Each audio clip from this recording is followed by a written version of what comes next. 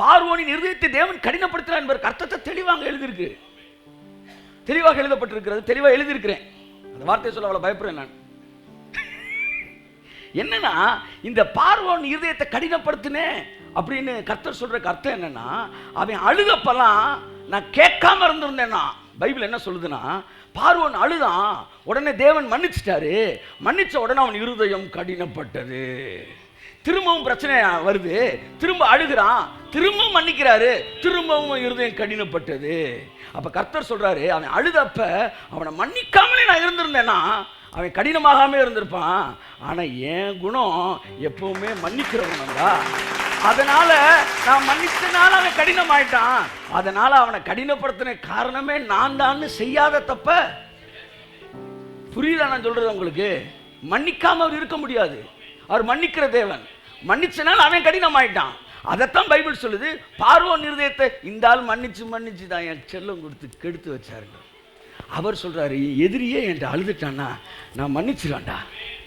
ஆனால் பாஸ்டர் சொல்லி கொடுத்தாங்க, பிலிவரே அழுதாலும் கேட்க மாட்டார் அவர். ஆனால் அவர் எதிரியே அழுதா கூட மன்னிச்சிருவார். ஸோ மன்னிச்சார், அது அவர் குணம். கடினமானது பார்வோன் குணம். அதுக்கு அவர் என்ன செய்வார்? வெயில் அடிக்குது, பனிக்கட்டி உருகுது, களிமண் இறுகுது. களிமண் சொல்ல முடியுமா நீங்க தான் என்ன இருக்குனீங்கன்னு? இல்லையப்பா, பனிக்கட்டி உருகிட்டுல இருக்கு. கிருபையை கேட்டா ஒருத்தன் பரிசுத்தமாகறான், இன்னொருத்தன் பாவி ஆகிறான். அவர் சொல்றாரு, அசுத்தமானவன் இன்னும் அசுத்தமாகட்டும், பரிசுத்தம் உள்ளவன் இன்னும் பரிசுத்தமாகட்டும். கிருபையை சரியா புரிஞ்சுட்டா நீ இன்னும் பரிசுத்தமாக. அப்ப தேவனை நீ வந்து நீ லென்ஸ் வச்சு தேடினாலும் எங்கேயுமே அவர் கெட்டவர்னு பைபிளை நீ கண்டே. அவர் நல்லவர், அவர் நல்லவர், அவர் கிருபை என்றும் உள்ளதே. அவர் நல்ல கையை தட்டி, அவர் கிருபை என்றும் உள்ளதே.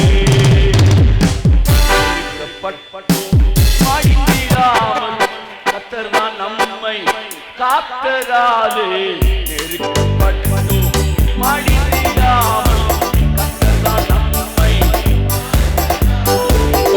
அவர் நல்லவர்.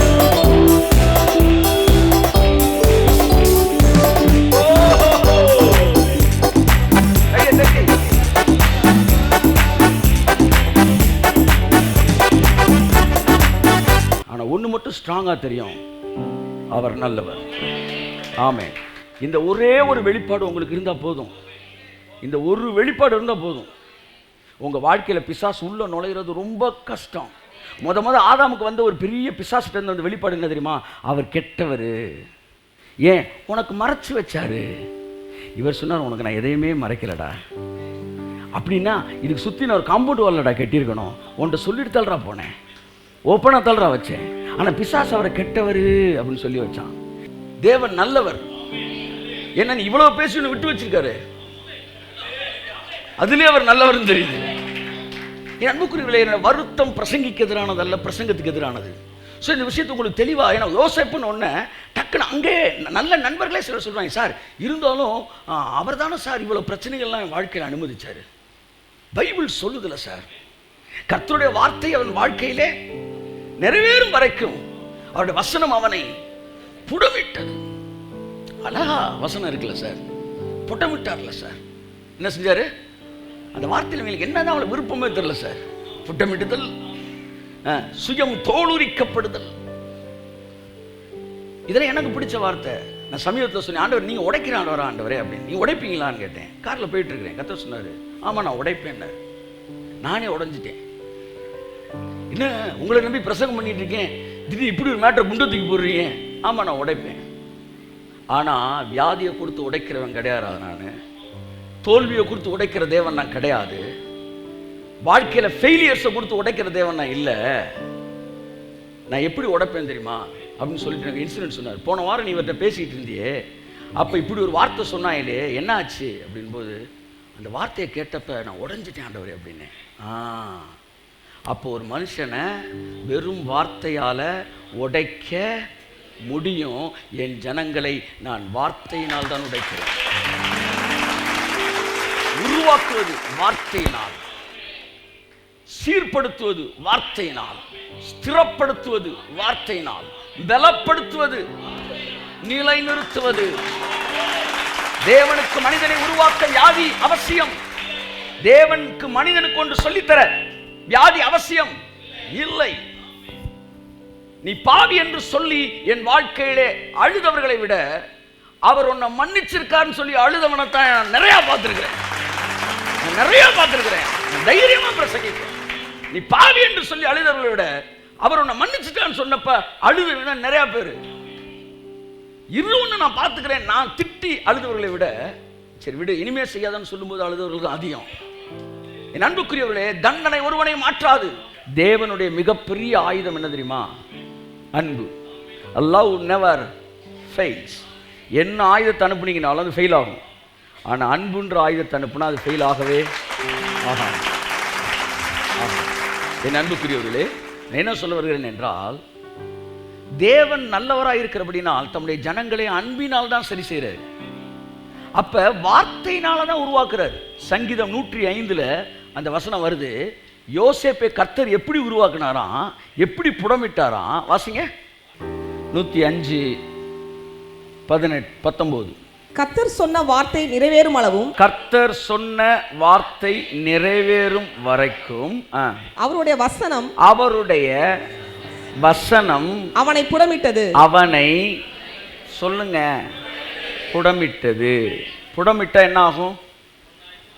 பொன்னா மாறும். எல்லாம் சொல்லுங்க. புடமிட்டா பொன்னா மாறும். தங்கத்தை எதை வச்சு புடமிடுவாங்க? அக்கினியில புடமிடுவாங்க. இப்ப இவனுக்கு அக்கினினா என்னன்னு தெரியாதனால அக்கினியை வந்து வியாதிட்ட வந்து சொல்றான். தங்கத்தை அக்கினியை வச்சு புடமிடுறாங்க. என் அன்புக்குரியவர்களே, அக்கினி என்பது வேதம் தெளிவாய் சொல்கிறது நேச அக்கினி. Love is the fire. So ஒரு மனுஷனை தேவன் எப்படி உருவாக்குறாருன்னா லவ்ல தான். கை தட்டுங்க ஒருவர். ஆமென்.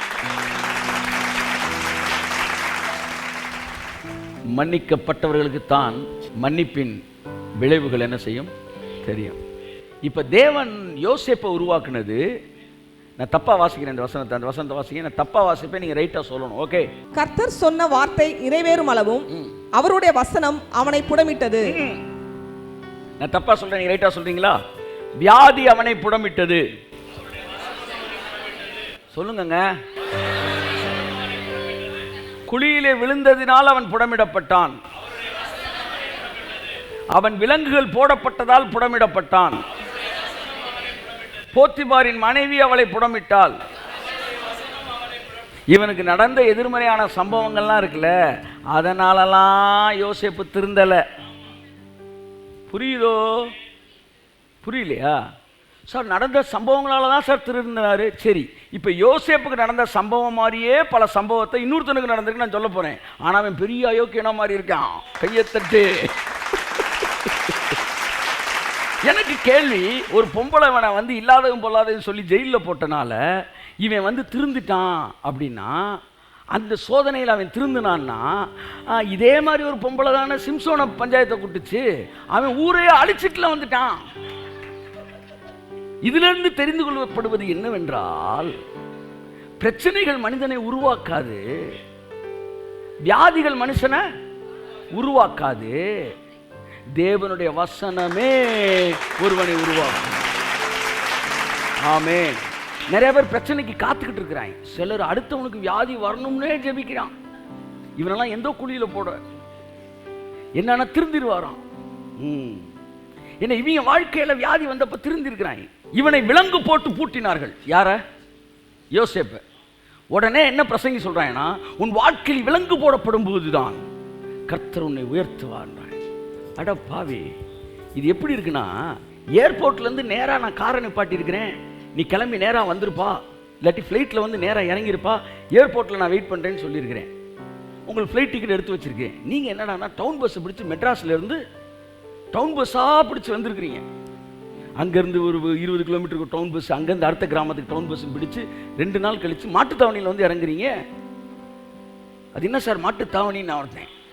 மாட்டுக்கு தாவணி அப்படி பாட்டு போட்டாங்க தெரியுமா உங்களுக்கு? இவன் இங்கே வரான்னு தெரிஞ்சோடனே நீங்கள் நேரம் எங்கே வந்துட்டீங்க?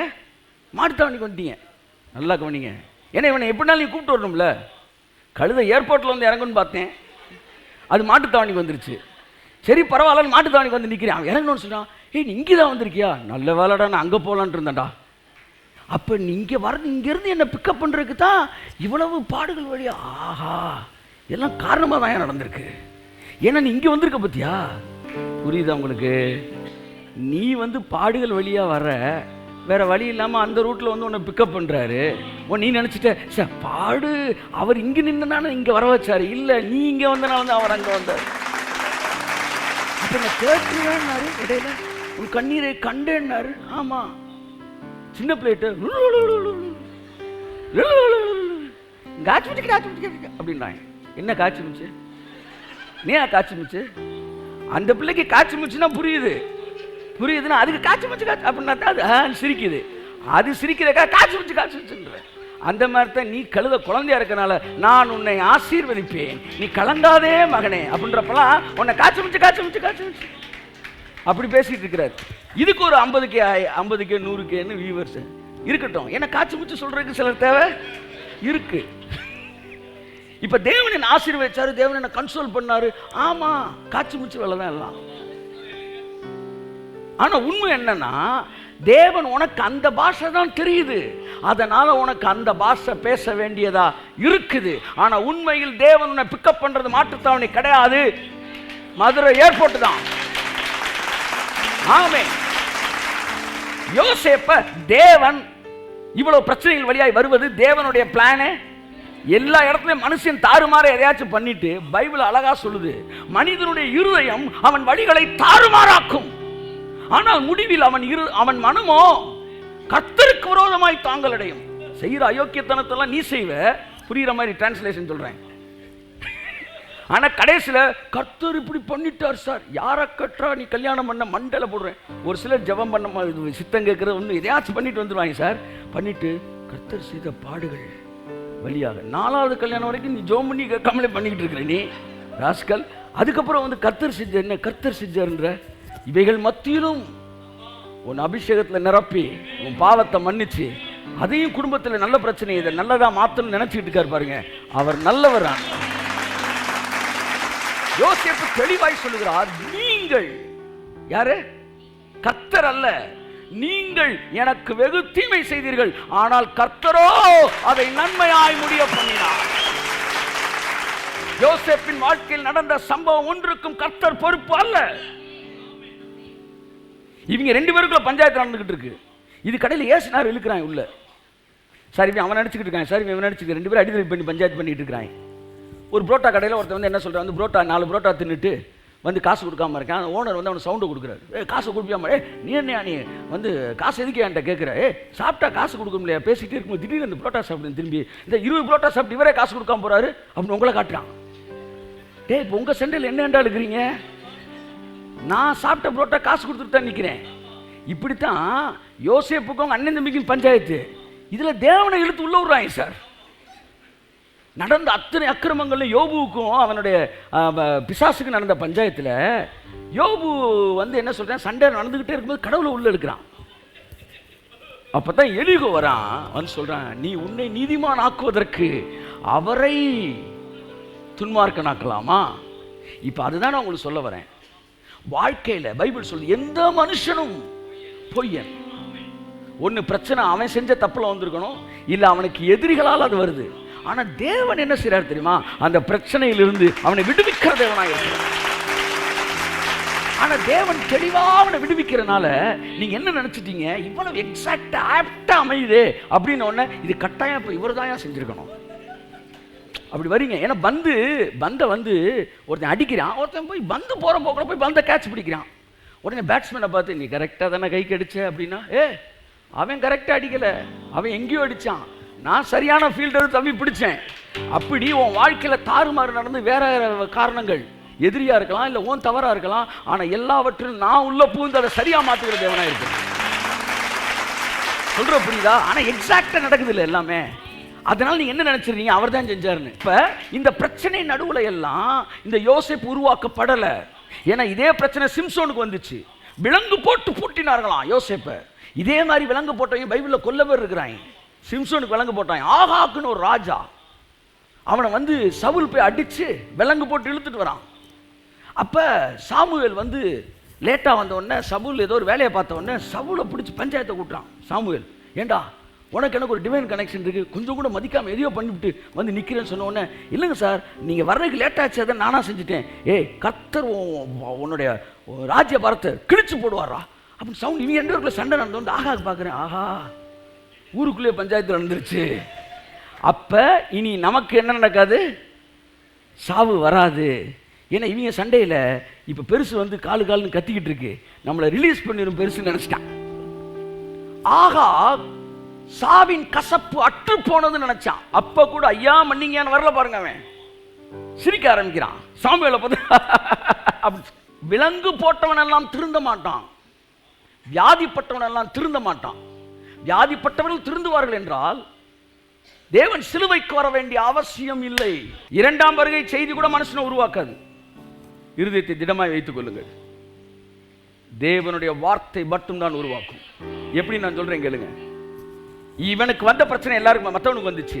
ஆனா அவன்கிட்டலாம் வார்த்தை இல்லாதனால அவன் உருவாக்கப்படலை. இவனுக்கு வார்த்தை இருந்தனால வார்த்தை அவனை உருவாக்குச்சு. உங்க வாழ்க்கையில் கூட வியாதியா இருக்கும்போது திருந்தினீங்க, வியாதியா இருக்கும் திருந்தல.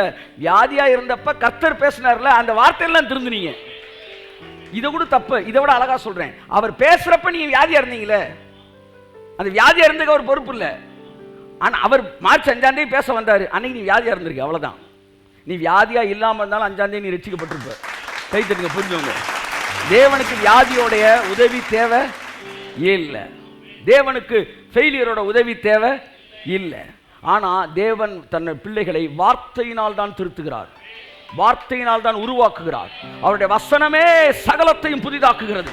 கரங்களை தட்டி கர்த்தருக்கு நன்றி சொல்லுவோம். அவருடைய வசனமே சகலத்தையும் புதிதாக்குகிறது, வியாதிகள் அல்ல, வேதனைகள் அல்ல. அப்ப தேவன் எப்படி மனுஷனை கைட் பண்றார்? சங்கீதம் 38 நினைக்கிறேன். உன்மேல் கண்ணை வைத்து உனக்கு ஆலோசனை சொல்லுவேன். சங்கீதம் 32:8 வாசிப்போம். நான் உனக்கு போதித்து, நான் உனக்கு உன்னை அடித்து நீ நடக்க வேண்டிய வழியை உனக்கு காட்டுவேன். அப்படியா இருக்கு? ஹலோ, இருக்கீங்களா? ஆமா. நான் உன்னை அடித்து நீ நடக்க வேண்டிய வழியை உனக்கு இல்லை, நான் உனக்கு. ஆஹா, உங்க பிள்ளை ஃபேனுக்குள்ள கையை வச்சுக்கிட்டே இருக்கு, விளையாண்டுக்கிட்டே இருக்கு, king king king king king கிங்னு. அது ஆபத்து. கை திடீர்னு என்ன செஞ்சிடும், உள்ள மாட்டிக்கிறோம். அப்படின்னு உங்க பிள்ளைக்கு நீங்க என்ன செய்யணும், சொல்லிக் கொடுக்கணும்னு நினைக்கிறீங்க. எப்படி சொல்லிக் கொடுப்பீங்க? டேய் கையை உள்ள விட்டினா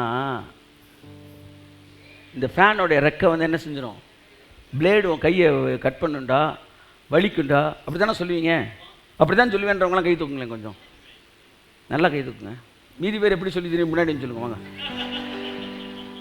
உங்கள் பிள்ளை கையை விட்டுக்கிட்டு விளையாண்டுக்கிட்டு இருக்குன்னா உள்ள மாட்டிக்கிட்டா சிக்கல்னு சொல்லி கொடுப்பீங்களா? எப்படி சொல்லி கொடுத்து உணர்த்த வேண்டவங்களாம் கை தூக்குங்க. இதை விட எப்படி சொல்லலாம்ல, அவன் கையை பிடிச்சி சரக்கு உள்ள அமைக்கிறங்க சொன்னா இப்படிலாம் நடக்கும். அதனால நீ ஃபேனுக்குள்ள நீ கையை விட மனசுல ஆழமா பதிஞ்சிரும்ல. இப்படி செய்யுங்களேன். நீங்க எத்தனை பேர் கை தூக்காதவங்களா அப்படிதான் செய்வீங்க போல. இப்படி சொல்லி தருவேன்றவங்களாம் கை தூக்குங்க, சொல்லுங்க. டக்குன்னு வெளியில ஒரு ஆம்புலன்ஸ் நிற்கிது, ஏற்றி விட்டுருவாங்க. இதுல 50 பேரும் பெரிய உத்தமர்கள்லாம் கிடையாது. பொல்லாதவனாகிய நீ உன் பிள்ளைக்கு நல்ல ஈவுகளை கொடுக்க அறிந்திருக்கும் போது பரலோகத்தில் இருக்கிற உங்கள் பரமபிதா நன்மையானவைகளை தருவது அதிக நிச்சயம் அல்லவா? இருக்கிற வெளிப்பாடுகளிலே மேலான வெளிப்பாடு அவர் நல்லவர். கரங்களை தட்டி ஆமென். அவர் நல்லவர், அவர் வல்லவர், அவர் கிருபை உள்ளதே. அவர் நல்லவர், அவர் கிருபை என்றும் உள்ளதே. ஆமென். ஒரு மனிதன் வார்த்தையோடு இணைந்திருப்பானால் அவனுக்கு உலகத்தின் பாடுகள் அவசியமே இல்ல. துன்மார்க்கனுக்கு தான் பாடுகள் தேவை, நீதிமானுக்கு பாடுகள் தேவையே இல்ல. என் அன்புக்குரியவர்களே, ஏதோ நீங்கள் எதிரே பேசுகிற சாதாரண தயவு செய்து நினைக்காதீர்கள். வேதம் மிக தெளிவாய் சொல்கிறது, தேவன் ஒருவனையும் பொல்லாங்கினால் சோதிக்கிறவர் அல்ல அல்ல. ஆகையால் சோதிக்கப்படுகிற எவனும் தேவனால் சோதிக்கப்படுகிறேன் என்று. இதுக்கு மேல என்னங்க வேணும்? விளக்கமா? யோசேப்பு ஏகப்பட்ட பஞ்சாயத்தை கூட்டி வாயை திறந்து பேச தெரியாம என்னென்னமோ பஞ்சாயத்து நடந்துருச்சு. ஆனா எல்லாத்துலயும் அவர் தான் உள்ள வந்து நிக்கிறார், உள்ளதான் நிக்கிறார். தேவன் தாம் பிள்ளைகளுக்கு வசனத்துலதான் இல்ல அப்பதான் சார் ராஜா ஆக முடியும். நான் கேள்வி கேட்கிறேன், சாலமன் ராஜா வரைக்கும் என்ன பாடுபட்டான்? அவனை மட்டும் ஏன் தேவன் ராஜா ஆக்கினாரு? அவனை தூக்கி குழியில போட்டிருக்க வேண்டியானா? கொண்டே இப்படி மண்டையில ஏதாச்சும் குழப்பிக்கிட்டே இருக்க உள்ள. சாலமன் பாடுபட்டு ராஜாவானா? சொல்லுங்க. சாலமன் ரெகோபெயாம் பாடுபட்டு ராஜாவானாங்களா? அப்ப பாடுபட்டதான் ராஜாவாக. சிலுவைக்கு வந்தா சார் சிம்மாசனத்துக்கு போக. ஆமா, அதான் நாங்களும் சொல்றோம்.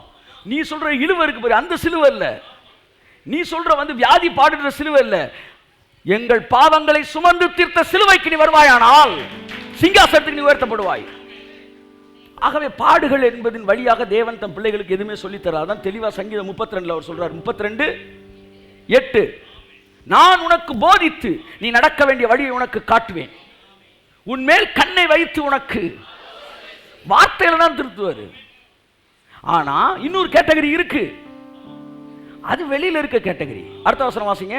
வாரினாலும் கடிவாளத்தினாலும் வாய் கட்டப்பட்டால் ஒழிய, வாய் கட்டப்பட்டு இழுத்து வருகிற உன் கிட்ட சேராத புத்தி இல்லா குதிரையை போலவும் கோவேறு கழுதை போலவும் இருக்க வேண்டாம்.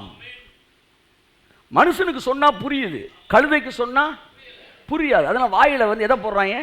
கடிவாளத்தை போட்டு ரத்தம் வடிய வடிய இழுக்கிறாங்க. வா வா. இப்ப என்ன சொல்ல வர்றாருன்னா கர்த்தர், என் பிள்ளைகளை நான் கடிவாளத்தை போட்டுலாம் நான் இழுக்கிறது இல்லை, கண்ணை வைத்து ஆலோசனை சொல்றேன். கண்ணை வைத்து உன்மேல் நான் உனக்கு போதித்து புத்தி சொல்லுவேன்.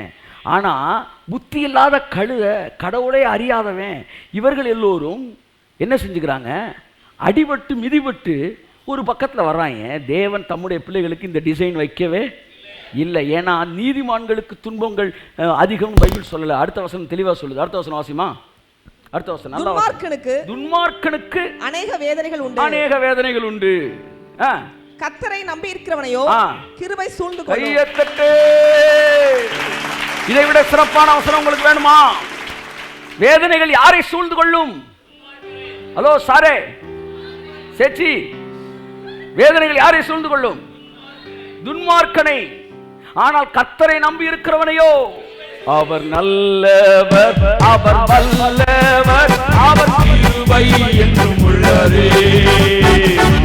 நல்லவர், அவர் வல்லவர், அவர் கிருபை என்றும் உள்ளதே. அதான் நாங்களும் சொல்றோம், கீழ்ப்படிஞ்சா வசனம், கீழ்ப்படியாட்டி அடி. அப்படி சொல்லவே இல்லையா? நான் ரொம்ப தெளிவா இருக்கேன். கீழ்ப்படிஞ்சாலும் வசனம், கீழ்ப்படியிலையா திரும்ப வசனம், கீழ்ப்படியலைன்னா திரும்பவும் வசனம். கர்த்தருடைய வார்த்தை யோனாவுக்கு உண்டாயிற்று, கீழ்ப்படியாம போனான். கர்த்தருடைய வார்த்தை 2ஆம் விசை யோனாவுக்கு. ஆமென். அவர் மீன் வயிற்றுல போட்டார்ல, இன்னும் மீன் வயிற்றுல போட்டார்ல. என்ன கிணத்துனா பேசிட்டு இருக்கீங்க? அதாவது கப்பல்ல இருந்து வெளியே போட்டுட்டான், வெளியே போட்டோன்னா காப்பாத்துறதுக்கு மீன் அனுப்புனாரு. அது குற்றமா? அந்த மீன் கரெக்டா கொண்டு போய் சேர்க்க வேண்டிய இடத்த சேர்த்துச்சு, அது குற்றமா? சொல்லுங்கள், எது குற்றம்? யார் குற்றம்? தண்ணியில விட்டுருக்கணும். அவனை தண்ணியில முட்டு சாகட்டும்னு விட்டுருக்கணும். ஆனா அவர் அப்படி செய்யலையே. ஒரு மீனை கொடுத்து சேஃபா காப்பாத்தி கொண்டு போய் சேர்க்க வேண்டிய இடத்துல சேர்த்தாரு. கர்த்தர் மீன் அனுப்புனாரு. ஆமா, கப்பல் அந்த நேரத்துல இல்ல. உனக்காண்டி ஒரு மீனே கப்பலா மாத்திட்டு அவனுக்கு கடிச்சா கொண்டே விடுவேன், சேஃபா கொண்டு போய் சேரு. 3 நாள் இவனுக்காண்டி எதுவுமே சாப்பிடாம அது உட்காந்து பாஸ்டிங். இதை விட வேற என்ன அவன? உனக்கு யோனாவை நேசத்தினால மீனை ஃபாஸ்டிங் போட்டாரு, தானியேல் நேசத்தினால சிங்கத்தை ஃபாஸ்டிங் போட்டாரு. எனக்காண்டி எல்லாம் ஃபாஸ்டிங் போடும், நீ ஃபாஸ்டிங் போடாத.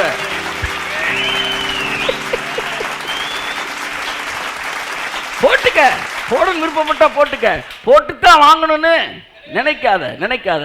அவர் நல்லவர். சார் என்ன சார், எத்தனை பேர் சார் கல்யாணம் கட்டி குழந்தை கத்திருக்கீங்க? குழந்தை பத்திரி எத்தனை பேர் சார்? கை தூக்குங்கன்னு அமைதியாக இருக்கீங்க. அப்போ கையில் இருக்கல யார் பிள்ளையா? உங்கள் பிள்ளைய தானே கை தூக்கு. சரி, இப்போ உங்களுக்கு கடவுள் நல்லவர்னு சொல்கிறது புரியுதா புரியலையா? ரொம்ப ஈஸியாக புரியுதே. இவங்களுக்கு ஏன் சார் புரிய மாட்டேன்னு புரியல. எனக்கு என்ன நம்ம கர்த்தர் நல்லவர்ன்றது எப்படி ஏன் நம்ம ஈஸியாக தெரியுது? நானே நல்லவனாக இருக்கேன், அவர் கட்டாயம் நல்லவராக இருந்தார்.